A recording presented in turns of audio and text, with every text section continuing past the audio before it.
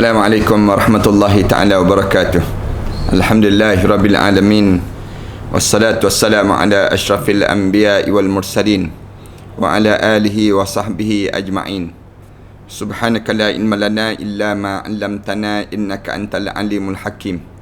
Rabbi shrah li sadri wa yassir li amri wahlul 'uqdatam min lisani yafqahu qawli. Rabbi yassir wa la tu'assir wa tammim bil khair, amma ba'd. Para penonton dan sahabat-sahabat yang dikasihi sekalian, pertamanya marilah sama-sama kita bersyukur kepada Allah di atas peluang yang di mana Allah telah kurniakan pada kita untuk kita meneruskan tafsiran ayat dalam surah Al-Ahzab yang kita belajar ini, dan di mana alhamdulillah kita sampai pada ayat yang ke-32 daripada surah Al-Ahzab. Tuan-tuan yang berada di rumah dan sahabat-sahabat yang berada dalam di lingkungan keluarga masing-masing dan ataupun siapa sahaja yang mendapat siaran ini, kita harap supaya masing-masing boleh tengok pada ayat yang ke-32 daripada surah Al-Ahzab yang kita belajar ini, dan kita akan baca dahulu sebagaimana biasa. Tuan-tuan ikut sama baca di rumah masing-masing ataupun di depan kitab masing-masing itu, dan kita akan huraikan setelah mana kita telah membaca ayat ini sendiri, insya-Allah. Ayat yang ke-32 ni kita mulakan dengan ayat ya nisa an-nabi. Tuan-tuan boleh tengok dalam ayat tersebutlah, insya-Allah. A'udzubillahi minasyaitonirrajim. Bismillahirrahmanirrahim. يا نساء النبي لستن كأحد من النساء إن اتقيتن فلا تخضعن بالقول فيطمع الذي في قلبه مرض وقلن قولا معروفا وقرن في بيوتكن ولا تبرجن تبرج الجاهلية الأولى وأقمن الصلاة وآتينا الزكاة وأطعن الله ورسوله إنما يريد الله ليذهب عنكم الرجس أهل البيت ويطهركم تطهيرا واذكرن ما يتلى في بيوتكن من آيات الله والحكمة إن الله كان لطيفا خبيرا إن المسلمين والمسلمات والمؤمنين والمؤمنات والقانتين والقانتات والصادقين والصادقات والصابرين والصابرات والخاشئين والخاشئات والمتصدقين والمتصدقات والصائمين والصائمات والحافظين فروجهم والحافظات والذاكرين الله كثيرا والذاكرات أعد الله لهم مغفرة وأجرا عظيما. Sadaqallahul azim. Ini ayat yang kita bacanya para penonton dan sahabat-sahabat sekalian, bermula daripada ayat yang ke-32 dan kita sampai pada ayat yang ke-35. InsyaAllah walaupun kita baca sampai ayat 35, tapi mungkin kita tak sampailah tafsiran pada ayat yang ke-35. Cuma kitanya sambung kepada ayat yang ke-32 ni daripada surah Al-Ahzab, daripada kitab yang tuan-tuan miliki itu. Hebatnya surah Al-Ahzab ini, daripada kitab ni biasanya saya tafsir di Masjid Raudhah di U10 setiap hari Isnin, biasanya demikian. Tapi oleh kerana kita masih lagi dalam tempoh begini, Maka kitanya teruskan dalam tafsiran ini dalam bentuk online sebegini. Tuan-tuan, ayat yang ke-32 ni merupakan sambungan pada ayat yang ke-31 yang kita belajar sebelum daripada ni. Masih lagi dalam cerita tentang mengenai isteri yang salihah. Bagaimana isteri yang salihah yang kita sentiasa baca doa. Dalam doa kita sentiasa sebut Rabbana hablana min azwajina wa zurriyatina qurrata a'yun waj'alna lil muttaqina imama. Dalam hidup kita ni di antara perhiasan yang indah yang patut kita miliki dalam hidup kita, dapat pasangan yang salih dan salihah. Itu di antara perhiasan yang paling indah yang Allah ganjarkan pada setiap di kalangan kita. Kalau kita dapat pasangan hidup kita ni salihah, maknanya kita dapat ganjaran. Ganjaran apa? Ganjaran syurga, dipanggil demikian. Ganjaran dalam hidup kita. Kalau kita dapat suami kita suami yang salih dalam hidup kita, kita dah dapat ganjaran syurga. Kerana apa dia? Kerana tak adalah ganjaran bagi salih dan salihah ini ialah ganjaran syurga Allah. Allah letak di mana orang yang salih dan salihah? Tentulah dalam syurga Allah. Allah bila dia nak suruh kita jadi orang yang salih dan jadi salihah, Allah jadikan contoh. Ada manusia contoh untuk kamu ikuti dalam hidup kamu ni, supaya kamu bila kamu ikut orang yang aku jadikan contoh ini, maka kamu akan dapat ganjaran syurga pada diri kamu. Siapa dia manusia contoh dalam hidup kita ni? Nabi dan juga Rasul. Ni di antara contoh qudwah yang paling baik dalam hidup kita. Tak ada contoh yang lebih baik daripada contoh yang diberi oleh Allah kepada kita, iaitu Nabi Muhammad sallallahu alaihi wasallam dan juga para rasul yang sebelum daripada ini menjadi contoh dalam kehidupan setiap mukmin. Manakala isteri Nabi menjadi contoh juga, isteri Nabi Muhammad sallallahu alaihi wasallam, sampai peringkat Allah pesan kepada isteri Nabi sebelum daripada ininya yang diajar, ya nisa an-nabi. Allah pesan pada isteri Nabi ni, man ya'ti minkun nabi fahishatin. Mana-mana di kalangan kamu yang datang melakukan perkara yang benda yang bifahishah, benda-benda yang keji, benda-benda yang kulagang, mubayyinatin, terang-terang, kemudian diikuti oleh orang lain pula, yudha'af lahal adzabu dhi'fain, kamu akan digandakan azab 2 kali ganda. Allah bagi peringatan pada isteri Nabi, kamu jangan sembarangan, jangan. Kerana kamu ni kalau kamu buat benda-benda yang keji yang menyebabkan di waktu ini bila kamu buat benda yang keji lalu diikuti oleh orang lain, mubayyinatin, orang lain pun tengok isteri Nabi pun buat benda yang tak baik, kemudian di waktu mana buat demikian orang lain pun ikut benda yang tak baik tersebut, yudha'af lahal azab, kamu akan digandakan 2 kali ganda azab pada diri kamu. Wa kana dzalika 'ala Allah yasira. Allah kata sekadar nak azab ni mudah sangat bagi dia aku, katanya Allah. Tapi di kalangan kamu, manakala di kalangan kamu wa man yaqnut minkum, tapi di kalangan kamu yang betul-betul mentaati perintah Allah dan juga Rasul, wa ta'mal salihah, dan buat amalan salih, nu'tiha ajraha marratain, kami bagi pada kamu 2 kali ganda ganjaran di sisi Allah, wa a'tadna laha rizqan karima, kami sediakan kepada isteri ini yang disebut dengan apa dia? Rizqan karima, rezeki yang mulia, yang Allah jadikan rezeki yang banyak dalam kehidupan kami.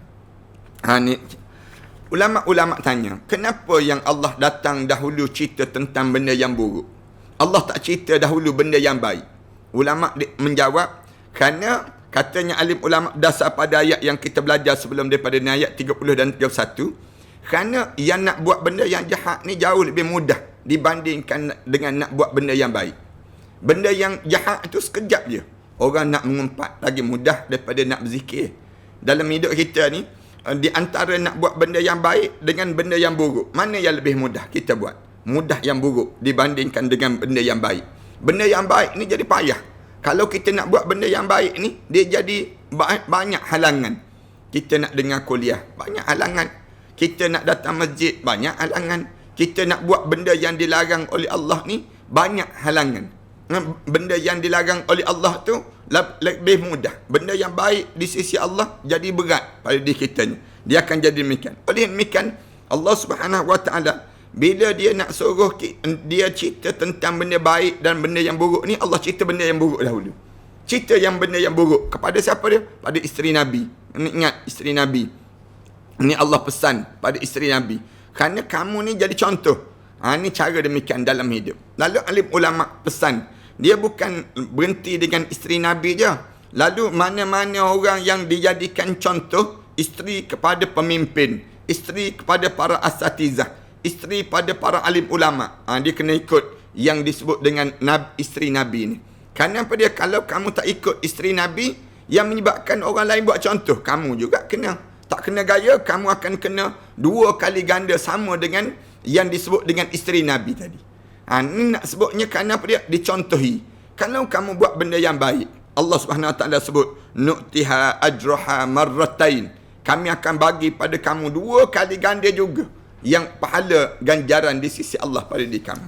Ini kelebihan dia panggil demikian. Hari ini kita sambung lagi ayat yang ke-32 pula. Allah sambung lagi, ya nisa an-nabi.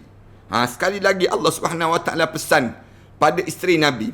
Mana-mana isteri Nabi, Allah Subhanahu Wa Taala pesan, lastunna ka ahadin minan nisa'i nittaqaitun. Katanya Allah Subhanahu Wa Taala, kamu ni bukan seperti mana-mana perempuan lain kalau kamu tetap bertakwa pada Allah Subhanahu Wa Taala.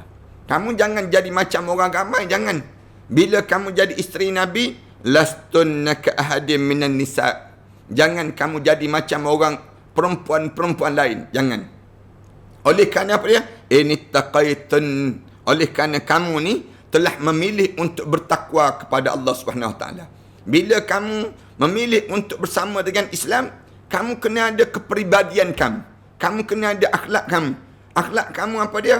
Pada diri kamu ni, kamu kena jadi perhiasan yang menjadi contoh dalam kehidupan orang lain. Oleh kerana kamu kan bertakwa pada Allah, fala takhda'na bil qaul. Di antara perkara yang aku nak pesan pada kamunya, wahai isteri Nabi, janganlah kamu lentuk-lentukkan suara-suara kamu. Takhda'na bil qaul, dengan kata-kata kamu. Kamu jenis merayu-rayu, jenis dalam keadaan yang nada kamu tu macam nada orang-orang yang istilah orang Kelantan dipanggil orang gelenyar, dipanggil. Macam suara kamu tu suara macam orang yang menggatal.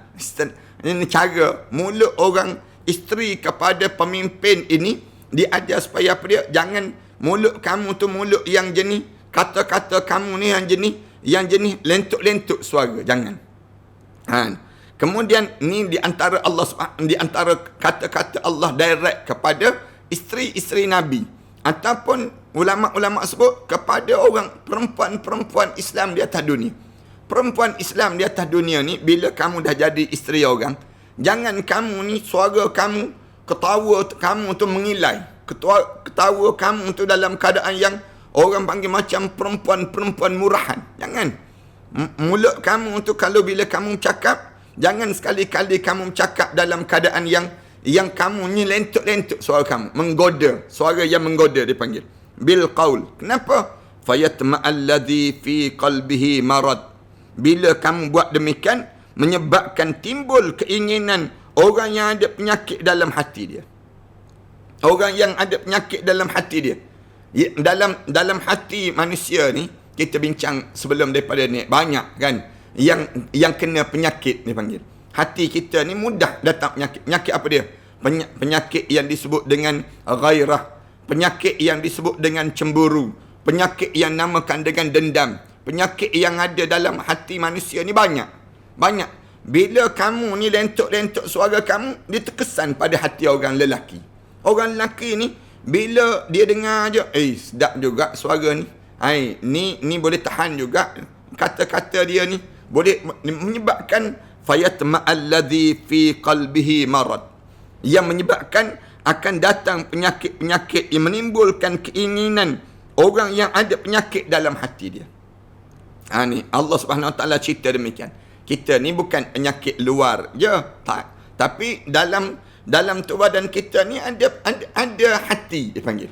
Rasulullah dah sebut dah pada kita, ala inna fil jasadi mudghah. Kamu kena tahu dalam hati kamu ni ada segumpal darah. Segumpal darah yang dalam hati kamu. Iza salahat salahal jasadu kullu. Kalau baik darah tersebut, baik seluruh tubuh badan kamu. Wa iza fasadat fasadal jasadu kulluh. Kalau buruknya darah tu, maka buruk habis seluruh tubuh badan kamu. Apa dia? Ala wahyal qalb. Hendaklah kamu tahu itu dinamakan dengan hati. Maknanya hati kita ni ada dua keadaan. Sama ada hati baik ataupun hati buruk. Hati sakit dia panggil. Hati yang baik ni hati mukmin. Hati mukmin ni hati yang dalam keadaan yang terjaga. Jaga je pada diri dia. Dalam diri kita ni sentiasa diajar supaya jaga hati. Jangan apa dia? Fayatma'al ladzina fi qalbihi marad. Bila kamu ni lentuk-lentuk je suara kamu di antara yang kena pada siapa dia? Pada hati orang-orang lelaki yang mendengar. Tu cara Allah Subhanahu Wa Taala pesan. Mana-mana orang perempuan, jagalah. Jaga mulut kita ni, jaga. Jangan kita ni menggoda sangat bila bercakap. Jangan sampai peringkat kita ni menyebabkan bila kita bercakap dengan orang lelaki tu kata, oh beruntung dia ni, beruntung suami dia. Dapat apa dia? Dapat isteri yang suara dia sedap suara dia. Sedap suara dia tu. Jadi orang lelaki lain ni berpenyakit dengan suara yang disebut dengan seorang perempuan ini. Orang perempuan ni bila dia cakap dengan orang lelaki, boleh ke tak boleh dia panggil? Boleh ke tak boleh? Boleh. Tapi dengan kadar yang tegas. Kemudian dalam keadaan yang tidak boleh membawa penyakit pada hati lelaki yang lain. Itu cara alim ulama' dia ajar demikian. Boleh ke tak boleh isteri Nabi bercakap dengan sahabat-sahabat Nabi? Boleh, tak ada masalah. Tapi kamu jangan bercakap dalam keadaan yang menyebabkan timbulnya apa dia? Timbulnya penyakit-penyakit di dalam hati orang lelaki lain. Kamu ni kan isteri orang. Bila kamu ni isteri orang, kamu kena jaga siapa dalam hidup kamu? Kamu jaga suami kamu. Jangan kamu jaga yang disebut dengan apa dia? Orang lain. Jangan. Ramai, minta maaf nak sebut. Orang kita ni, dia dengan isteri dia, dengan suami dia, dia tak boleh nak bercakap lemah lembut. Tapi dengan orang lain, dengan kawan-kawan, dia boleh bercakap lemah lembut pula. Ni ada juga di kalangan kita demikian. Kalau dia nampak dengan isteri dia tengok je isteri dia cepat nak marah. Ada seorang isteri demikian juga. Dia dengan suami dia, ada je yang dia nak marah.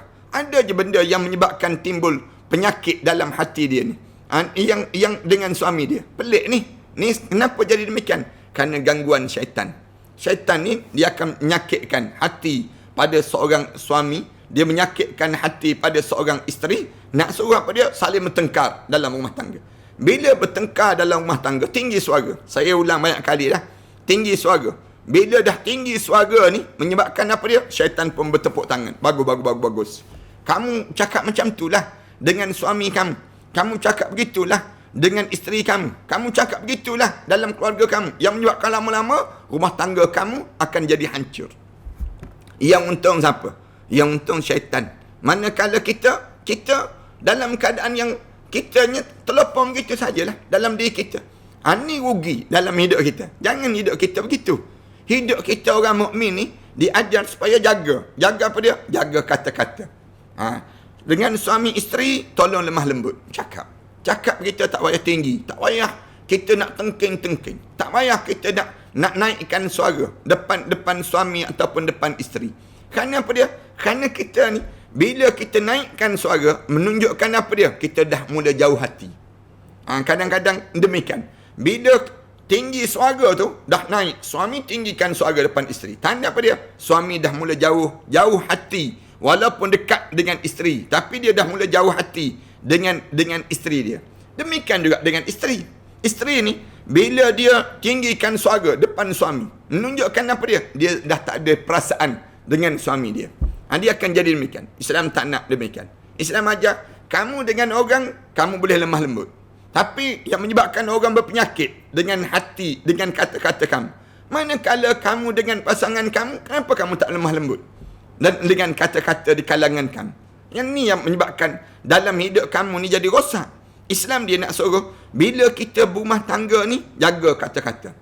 Kita ni, katakanlah kita ni ketua, bos di dalam syarikat. Janganlah kita bawa perangai bos kita tu dalam syarikat. Kita mengarahkan itu, mengarahkan ini, terbawa-bawa sampai ke dalam rumah.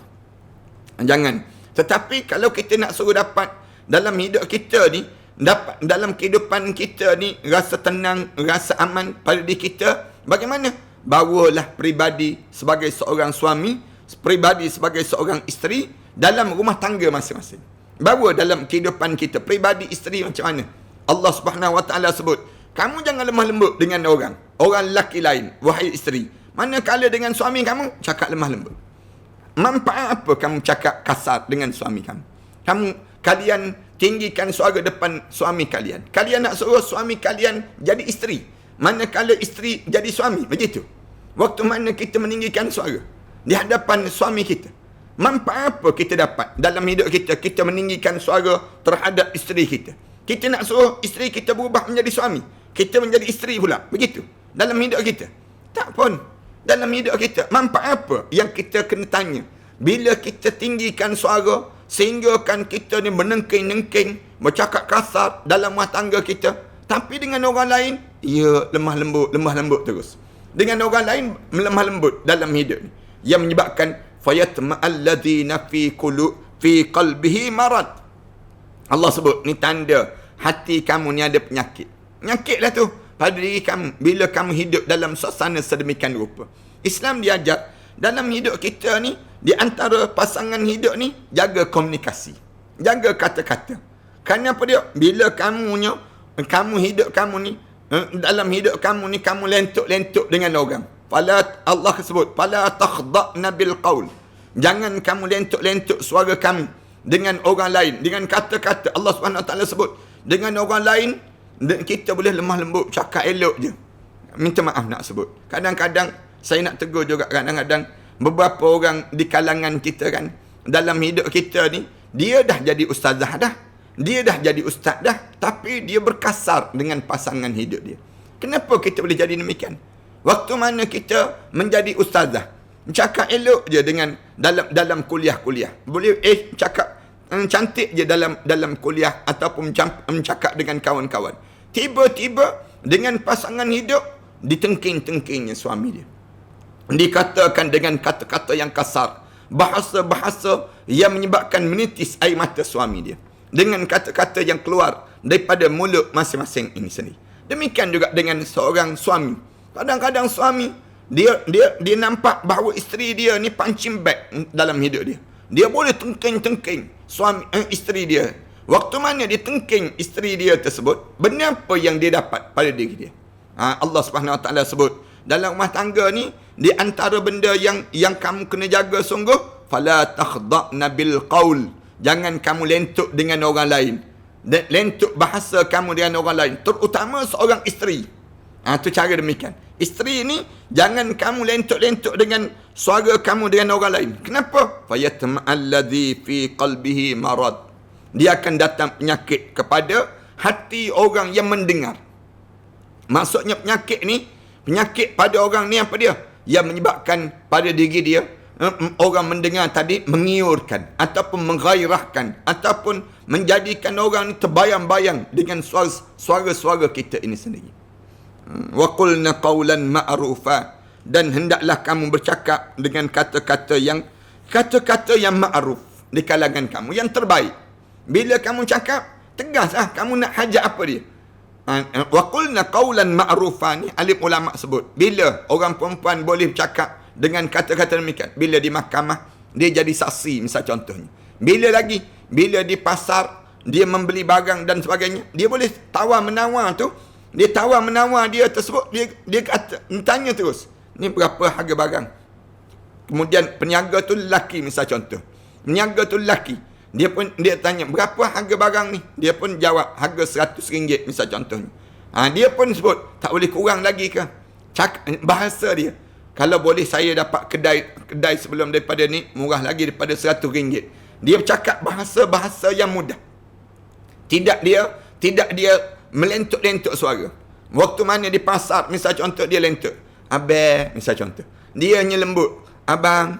Dia hanya melembutkan suara. Yang lelaki tu pula dengar suara abang tu, lepeh terus dia. Itu yang menyebabkan ramai mana orang yang pergi ke kedai, dia lebih selesa makan di kedai daripada dia makan kat rumah. Kenapa suami yang jadi demikian? Kerana apa dia di kedai tersebut, Yang dapat cashier ataupun yang pelayan-pelayan kedai ni semuanya lemah lembut. Cakap dengan pelanggan mereka tersebut. Cara bahasa lemah lembut. Di waktu mana dia bercakap ini sendiri. Yang menyebabkan yang lelaki ni lagi berminat. Dia akan apa dia sebut, ni makanan ni sedap lagi, yang ni sedap lagi. Abang makan yang ni, ambil yang ni. Dia sebut demikian. Kita pun yang orang lelaki ni lembut lentuk terus. Mulut mereka. Tapi kalau di dapur rumah masing-masing, kenapa terpaksa makan seorang-seorang? Kenapa? Kerana isteri biarkan suami masing-masing makan dalam keadaan keseorangan. Suami ni kadang-kadang bila nak makan sebut, isteri sebut apa dia? Isteri kata, dah pergi ambil kat dapur, pergi ambil sendiri. Saya dah masak dah, penat dah masak. Dia sebut demikian. Suami pun beratur dengan pinggan ayam, pinggan plastik itu dipanggil. Beratur ambil makanan seorang-seorang. Makan seorang-seorang. Nikmat ni akan hilang. Lama-lama rumah tangga dia akan jadi hambar. Berhati-hati Pak. Isteri ataupun isteri ni dia diajar supaya bila dalam kekeluargaan dia layan suami dia lebih hebat daripada layanan di kedai. Lebih hebat daripada layanan yang disebut dengan pelayan-pelayan di pasaraya dan sebagainya. Tapi bila kat rumah, dia bercakap dengan cara qaulan ma'rufa, kata-kata yang baik dalam keadaan pertuturan yang indah dalam kekeluargaan masing-masing. Allahu Akbar. Kita telah kehilangan suasana ini. Kerana orang kita tanya, kenapa Ustaz orang kita jadi kasar? Kerana kita sibuk dengan keduniaan. Bila orang kita ni sibuk dengan dunia, materialistik, bahasa kita yang mudah ni. Bila pemikiran kita ni berfokus kepada keduniaan, kita tak rasa lagi indahnya dengan beragama. Ini dia akan kesan yang besar. Bila masyarakat kita ni hidup dalam keadaan sibuk mengejar nak yang tu, nak yang ni dalam hidup dia, hidup berkejaran dengan dunia. Kesibukan hidup dengan dunia ni menjadi besar pada mereka sebut, yang menyebabkan orang tak rasa lagi indah yang disebut dengan suasana agama. Tapi kalau kita nampak kehidupan kita bukan sebenar di dunia, kehidupan kita yang sebenarnya di akhirat. Dunia ni bukan kejaran. Jangan kita nampak dunia ni jadi kejaran. Kalau kita nampak dunia ni jadi kejaran, kita mula berebut. Berebut nak rumah besar, berebut nak handbag banyak, berebut nak kepada kemewahan hidup, berebut dengan benda-benda dunia yang mengiurkan bagi diri kita demikian. Kita akhirnya, kita berkejaran yang sana, kita tak fikir lagi dosa pahala dalam hidup. Itu yang menyebabkan dalam hidup kita ni, orang kita ni, dia dah mula sibuk dengan keduniaan ini, menyebabkan kita tak nampak nilaian akhirat. Bila kita nampak akhirat, kita tak nampak lagi besarnya dunia ini. Lalu kita mengecilkan dunia ni. Ini kaedah orang mukmin. Orang mukmin dia akan jadi demikian. Bila kita ni nampak akhirat, kita tak sanggup nak cakap kasar dengan pasangan hidup kita. Kita tak tengking mereka. Kita bahkan dalam kekeluargaan kita percakapan yang penuh dengan kesopanan dan ketertitaban. Kenapa jadi demikian? Kerana kita ni tersusut. Ni tak, kadang-kadang rumah jiran sebelah tu boleh dengar tengkingan kita. Sampai peringkat rumah jiran sebelah tahu tu berkelahi tu. Kerana apa dia? Kerana mesti tak betul komunikasi.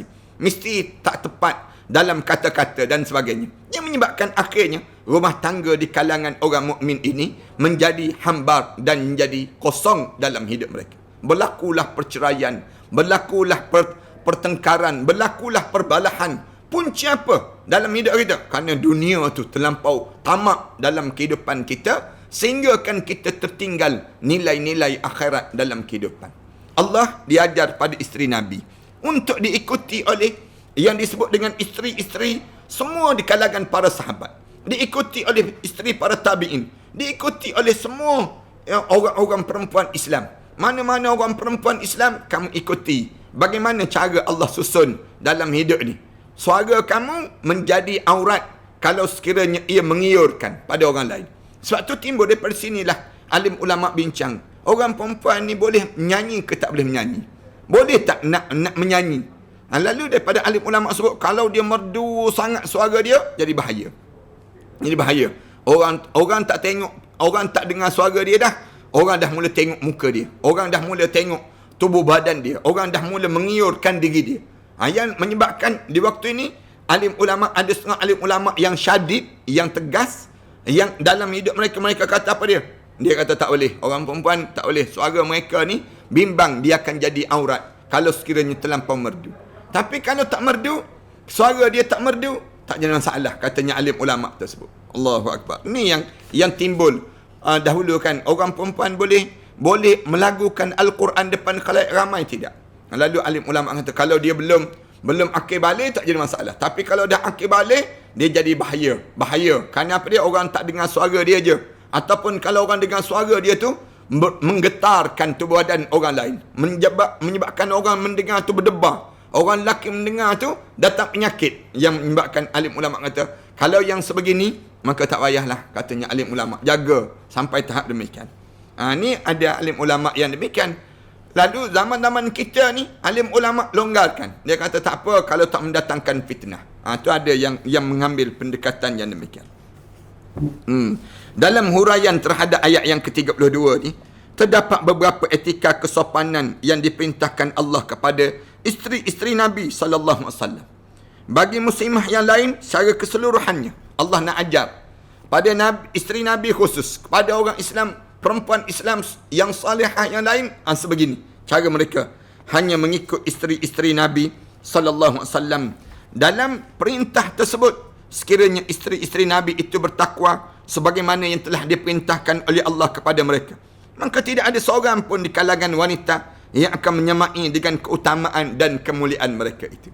Hebatnya isteri Nabi, Allah jadikan sampai tahap demikian. Pada zaman jahiliah, masyarakat Arab ketika itu menganggap bahawa kaum wanita sebagai objek pemuas hawa nafsu. Di zaman jahiliah ni orang tengok perempuan ni bahan untuk pemuas nafsu. Itu cara di zaman tersebut. Datang Islam mengangkat darjat. Bahkan mereka juga memandang rendah terhadap kaum wanita. Sebelum zaman datangnya Islam, zaman dipanggil zaman jahiliah, mereka pandang hina orang perempuan. Kalau perempuan uzur, dia suruh duduk jauh, tidur asing, jangan tidur sekali dengan suami. Kotor disebut, najis. Orang perempuan uzur je, duduk pergi jauh, jangan duduk dekat dengan suami. Ni bagi mereka ni najis pada mereka sebut. Namun setelah kedatangan Islam mengangkat kedudukan perempuan, lebih-lebih lagi kedudukan isteri Nabi yang mempunyai kemuliaan dan darjat yang tinggi berbanding seluruh perempuan di dunia ini sendiri. Allah jadikan demikian. Namun segala kemuliaan itu diperolehi dengan syarat takwa kepada Allah. Kalau ditanya perempuan salihah ni macam mana perempuan yang salihah, perempuan yang bertakwa kepada Allah? Lalu kalau kita tanya, atas dunia ni kita berlumba apa Ustaz? Sepanjang kita hidup ni kita nak lumba apa? Lumba untuk menjadi manusia yang bertakwa kepada Allah. Berlumba untuk jadikan diri kita ni setakwa-takwa mungkin. Jangan kita berlumba banyakkan barang. Jangan berlumba banyak menghiasi rumah. Jangan berlumba yang disebut dengan perlumbaan-perlumbaan dunia yang tak ada manfaat langsung. Kita hias rumah cantik-cantik, kemudian kita mati. Manfaat apa pada kita? Pada diri kita. Ya, saya tak larang untuk nak hias rumah. Tapi diri kita yang kita bila kita masuk dalam kubur. Bila kita masuk dalam kubur, benar apa yang kita bawa? Amalan yang kita bawa untuk menghadap depan Allah. Rumah yang kita hias, kita dah tinggal untuk orang. Pakaian yang cantik yang kita buat tempahan berpuluh-puluh ribu orang tertentu. Dia nak kepada pakaian-pakaian tertentu. Dia sanggup menempah dengan pereka fashion yang tertentu pada diri dia. Kemudian dia habiskan tempahan-tempahan itu, beli dengan tempahan tersebut. Bila dia mati, dia pakai apa? Dia pakai kain kapan menghadap depan Allah. Dan dia bawa apa? Pakaian dia dibawa. Dia tinggalkan di dunia. Yang dia bawa ialah yang namakan dengan amalan. Lalu hiasilah diri kita dengan ketakwaan diri pada Allah. Waktu mana kita menghadap depan Allah, kita membawa ketakwaan kita. Perempuan ini akan jadi hebat. Seorang perempuan yang salihah ini hebat. Dia bukan pada cantik jasad dia. Dia bukan pada pertuturan bahasa dia. Dia bukan pada yang disebut dengan apa dia, kaya dan mewah yang dihiasi dengan permata tertua dan dia. Tak. Perempuan itu mulia tatkala mana perempuan tersebut dia menghiasi jasad dia dengan ketakwaan pada Allah, menjaga hubungan dia dengan Allah. Bila jaga hubungan dia dengan Allah, melonjak naik kedudukan dia daripada rendah dipandang hina, kemudian Allah lonjakkan menjadi penuh dengan ketakwaan diri pada Allah dan dekat dengan Allah Subhanahu Wa Taala. Ini hebatnya Islam. Islam dia tak sama dengan Barat. Barat dia ajar hidup ini hebat bila rumah kamu hebat, bila suami kamu hebat, bila harta benda kamu banyak. Tak. Islam datang, Islam kata bukannya hebat kerana suami kamu, bukan hebat kerana yang namakan dengan apa dia, rumah kamu, pakaian kamu. Kamu tak payah rasa kagumlah dengan orang yang memiliki semua itu. Tetapi kamu kagumlah dengan orang yang dia memiliki ketakwaan diri pada Allah. Dalam hidup dia sentiasa jaga perintah Allah. Dia tak peduli pada wala yakhafuna laumata laim. Dia tak peduli terhadap celaan orang yang mencela pada diri dia. Ni orang perempuan yang hebat dalam hidup mereka tersebut. Segala kemuliaan itu diperolehi dengan cara takwa. Malah kemuliaan mereka itu bukan disebabkan mereka dekat dengan menjadi isteri kepada Rasulullah sallallahu alaihi wasallam. Bukan. Tetapi yang paling utama pada seorang isteri pada Nabi ni apa dia? Dia ada takwa. Dibandingkan kalau nak kira dia isteri Nabi, ada 9 orang lagi. Yang lain, ada isteri yang lain lagi yang menjadi isteri Nabi. Kalau begitu, kamu yang 9 tu jadi mulia. Tidak mulia kerana dia jadi isteri tersebut. Tak. Tetapi mulia dia kerana takwa yang ada. Dengar begini, saya nak sebut pada mana-mana isteri pada ustaz, mana-mana isteri pada Tok Imam, mana-mana isteri kepada pemimpin-pemimpin yang ada dalam masyarakat ini. Kalian bukan mulia kerana kalian menjadi isteri kepada mereka itu. Tetapi kalian jadi mulia kala mana kalian menghiasi diri kalian menjadi setakwa mungkin di sisi Allah Subhanahu Wa Taala. Jadi kita ni jangan kita rasa resahlah. Saya tak jadi isteri ustaz. Jangan pada diri kita rasa cemburu tengok isteri ustaz. Misal contohnya. Tak perlu. Ataupun cemburu tengok isteri pemimpin. Dia tak apalah. Dia isteri menteri-menteri. Dia isteri kepada apa dia, esko, dia pada YB. Tak perlu. Kalian hanya perlu tengok orang bertakwa pada Allah. Kalian jadi diri kalian menjadi setakwa mungkin kepada Allah. Sedekat mungkin dengan Allah. Pedulikan dengan orang di atas dunia ini. Allah Ta'ala memerintahkan pada seorang isteri Nabi SAW ataupun wanita dan juga muslimah yang lain supaya tidak melembutkan atau melunakkan suara ketika bercakap dengan lelaki asing. Lelaki yang ajnabi dengan diri kamu. Jangan kamu lentuk-lentuk suara kamu. Perbuatan melembut dan melunakkan suara itu mampu membangkitkan gelora syahwat seorang lelaki. Bila kamu lembut-lembut suara kamu, dah bahaya kamu. Kamu buat skandal dengan suami orang. Kamu buat skandal dengan jantan lain. Dia panggil demikian. Sedangkan kamu seorang isteri. Bila kamu seorang isteri, kamu kena tahu hak dan batasan diri kamu. Di antara benda, kamu jangan lentuk-lentuk suara kamu tadi. Bahkan ia mampu membawa kepada nafsu dan keinginan dalam hati seorang yang ada penyakit di dalam hati dia. Sebaliknya, melembut dan melunakkan suara adalah layak bagi seorang isteri ketika mana bercakap dengan suami dia. Kita tanya, habis tu, kami ni suara yang lembut-lembut ni untuk diguna pada siapa? Guna pada suami. Cakap lemah lembut. Yang peliknya, saya sebut awal-awal tadi. Dengan suami kasar. Dengan orang lain lembut. Yang ni yang penyakit ni dalam hidup. Dengan orang, dengan apek jual sayur pun boleh lembut. Dengan suami, ni tolak siapa ni? Dia sebut. Ni pakaian siapa ni? Dia boleh tengking suami dia. Ya Allah. Kalian begitu dalam kekeluargaan kalian. Kalian ingat dapat apa benda dalam diri kita. Siap tengking. Abang tak tahu ke saya ni penat. Saya ni letih. Dia sebut demikian pada suami dia. Dia sebut demikian. Dia tak fikir ke suami dia jauh lebih letih daripada keletihan dalam hidup dia. Yang dalam hidup dia. Kenapa nak ditengking-tengking? Sama-sama letih je. Isteri letih, suami pun letih. Yang kita nak tengking suami kita tu untuk apa? Pada diri kita untuk menghancurkan amalan kita. Yang Allah jadikan, yang dah elok dah kita dapat amalan. Pahala-pahala yang banyak dah dalam kita menyusun rumah tangga kita. Jadi untuk apa seorang isteri sentiasa bertengkar, bercakap kasar dengan pasangan hidup. Manakala dia dengan orang lain, dia boleh belah melembut dalam kehidupan dia. Itu kasar dengan kata-kata. Yang kedua, saya nak sebut juga zaman kita ni apa dia? Kasar dalam tulisan. Dia tak, mulut tak ada, tapi tulisan ya ampun dipanggil demikian.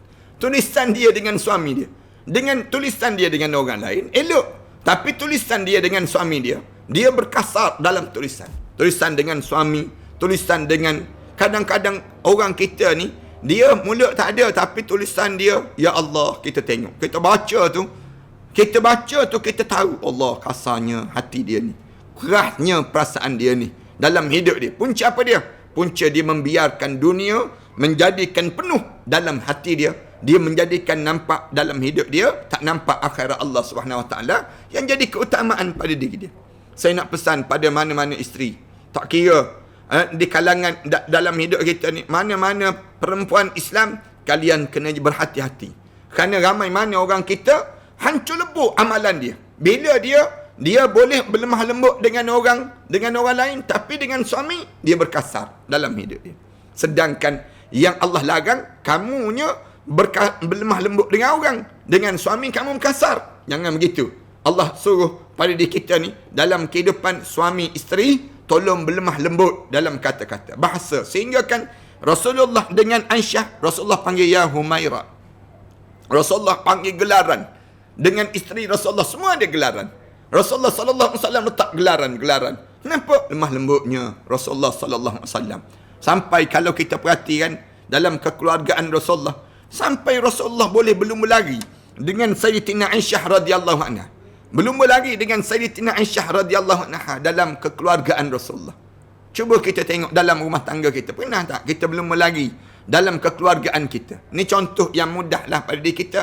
Bayangkan dengan orang lain dalam hidup kita. Ni contoh peribadi dalam kekeluargaan yang menyebabkan Islam diajar, kalau kamu nak jadi di kalangan orang-orang yang salihah dan salih dalam hidup ni, kamu pastikan kata-kata kamu, peribadi kamu dengan kekeluargaan kamu menjadi keluarga yang bertakwa kepada Allah Subhanahu Wa Taala. Terima kasih di atas kesempatan yang baik ini. Mudah-mudahan Allah panjangkan lagi umur kita untuk menyambung pada ayat yang ke-33 dalam surah yang menceritakan tentang perempuan yang salihah. Macam mana nak jadikan perhiasan yang indah di atas dunia ini, di antara contoh yang terbaik dalam kehidupan kita ini. Terima kasih sekali lagi. Aku qouli hadza astaghfirullah li wa lakum. Wassalamualaikum warahmatullahi taala wabarakatuh. Bismillahirrahmanirrahim. Alhamdulillahirabbil alamin. Wassalatu wassalamu ala asyrafil anbiya'i wal mursalin wa ala alihi wa sahbihi ajma'in. ربنا افتح بيننا وبين قومنا بالحق وأنت خير الفاتحين. ربنا ظلمنا أنفسنا وإن لم تغفر لنا وترحمنا لنكون من الخاسرين. ربنا وتب علينا إنك أنت التواب الرحيم. ربنا آتنا في الدنيا حسنة وفي الآخرة حسنة وقنا عذاب النار والحمد لله رب العالمين.